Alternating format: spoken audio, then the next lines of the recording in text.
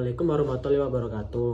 Selamat malam, perkenalkan nama saya Yohanes Giovanni Jogweswoda dengan NPM 1024240057. Jadi hari ini saya akan mempresentasikan mengenai PPT saya, PPT kelompok saya dengan materi sistem pencernaan.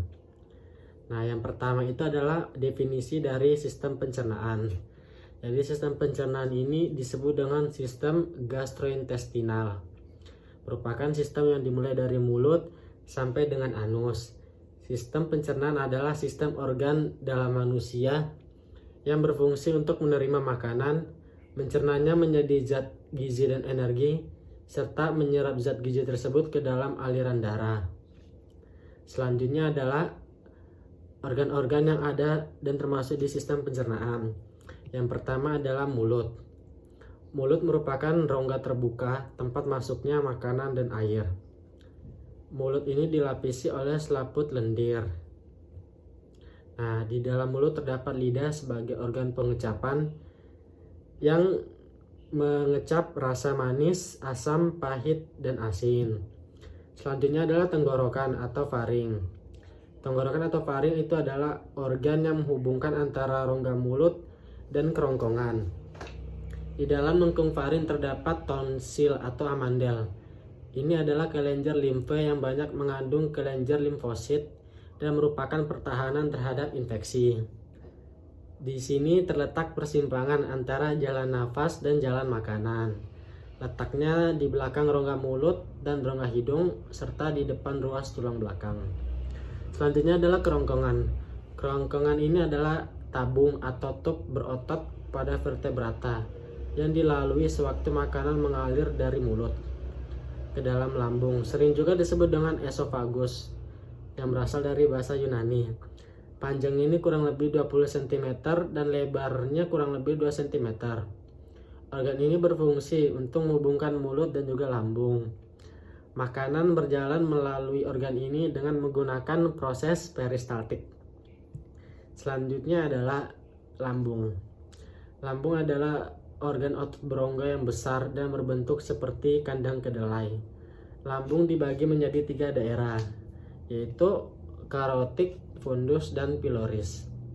Karotik yaitu bagian lambung yang paling pertama untuk tempat masuknya makanan dari kerongkongan.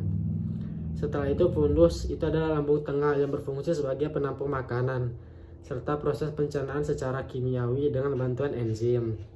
Selanjutnya adalah pilorus, yaitu bagian lambung terakhir yang berfungsi sebagai jalan keluar makanan menuju usus halus. Setelah itu ada usus halus.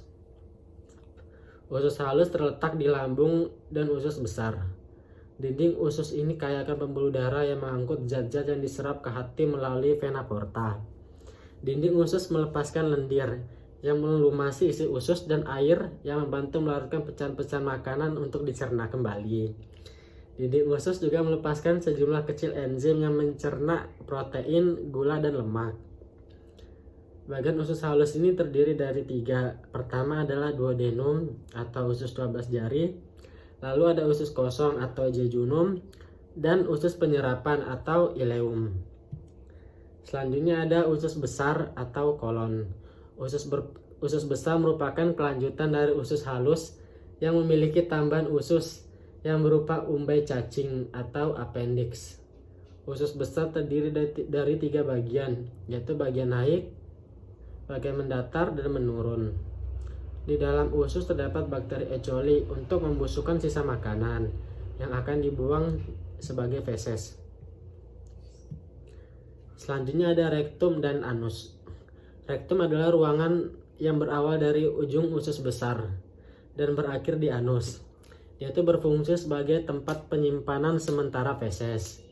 Biasanya rektum kosong karena tinja disimpan di kolon descendens. Jika kolon descendens penuh, tinja masuk ke rektum dan menimbulkan keinginan untuk BAB. Nah, anus adalah lubang di ujung saluran pencernaan, tempat keluarnya sisa-sisa makanan dalam bentuk feses. Selanjutnya adalah pankreas. Pankreas adalah sistem pencernaan yang berfungsi untuk menghasilkan enzim pencernaan dan hormon penting seperti insulin.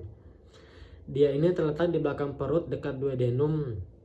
Pankreas terdiri dari jaringan asini dan pulau pankreas. Enzim dilepaskan ke duodenum untuk mencerna protein, karbohidrat, dan lemak, sementara hormon masuk ke aliran darah. Enzim proteolitik dilepaskan dalam bentuk inaktif dan hanya aktif di saluran pencernaan. Pankreas juga mengeluarkan sodium bikarbonat untuk melindungi duodenum dengan menetralkan asam lambung. Selanjutnya adalah hati. Hati merupakan organ terbesar di dalam badan manusia dan memiliki berbagai fungsi. Salah satunya adalah untuk metabolisme dan memiliki fungsi dalam tubuh termasuk penyimpanan glikogen, sintesis protein plasma, dan penetralan obat. Hati juga memproduksi bile yang penting dalam pencernaan. Zat gizi dari makanan diserap ke dalam dinding usus yang kaya akan pembuluh darah yang kecil-kecil.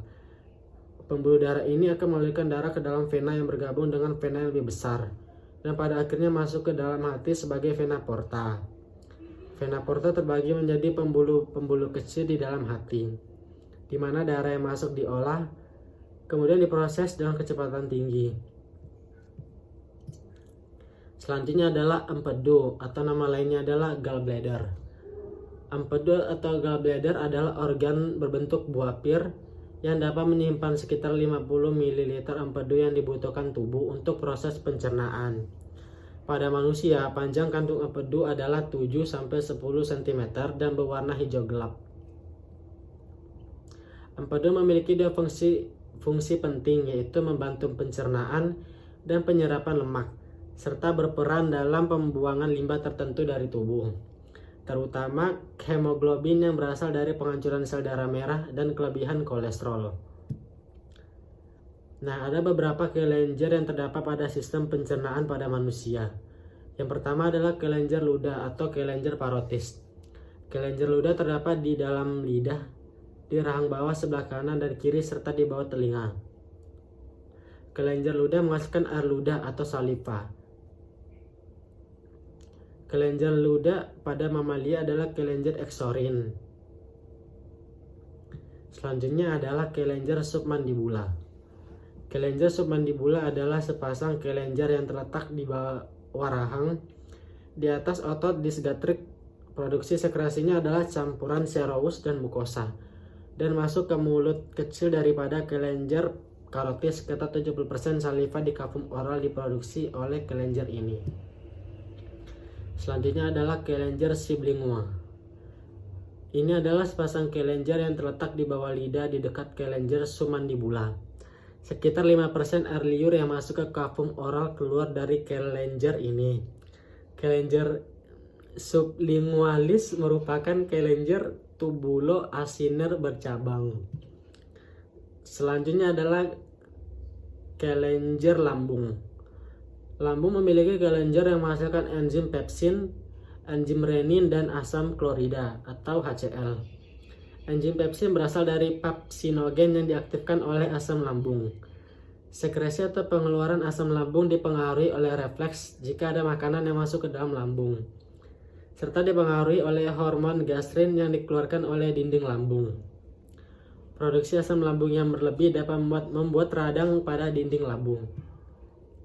Itu menyebabkan adanya penyakit asam lambung. Selanjutnya adalah kelenjar hati. Hati berasal dari bahasa Yunani, yaitu heper, merupakan kelenjar terbesar di dalam tubuh, yang terletak di rongga perut sebelah kanan, tepatnya di bawah organ diafragma. Berdasarkan fungsinya, hati juga termasuk sebagai alat ekskresi. Hal ini dikarenakan hati membantu fungsi ginjal dengan cara memecah beberapa senyawa yang bersifat racun dan menghasilkan amonia, urea, dan asam urat dengan memanfaatkan nitrogen dari asam amino. Proses pemecahan senyawa racun oleh hati disebut proses detoksifikasi.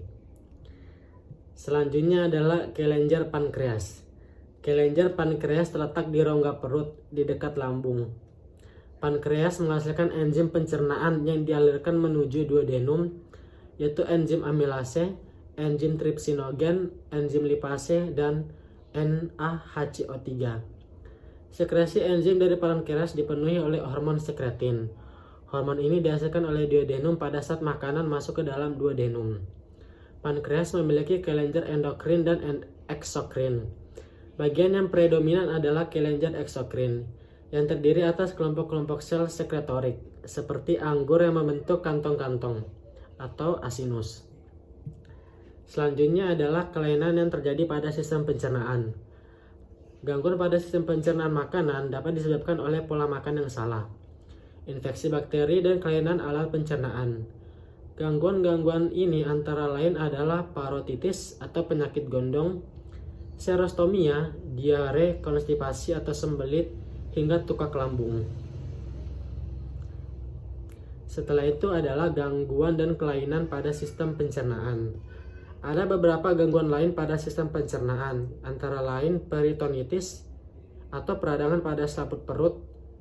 Nah, gangguan lainnya adalah salah cerna akibat makan makanan yang merangsang lambung, seperti alkohol dan cabai yang mengakibatkan rasa nyeri yang disebut kolik. Sedangkan proses produksi HCl yang berlebihan dapat menyebabkan terjadinya gesekan pada dinding lambung dan usus halus, sehingga timbul rasa nyeri yang disebut dengan tukak lambung. Gesekan akan lebih parah kalau lambung dalam keadaan kosong akibat makan tidak teratur, yang pada akhirnya akan mengakibatkan pendarahan pada lambung. Gangguan lain pada lambung adalah gastritis atau peradangan pada lambung. Mungkin itu saja presentasi yang bisa saya sampaikan. Kurang dan lebihnya saya mohon maaf. Terima kasih.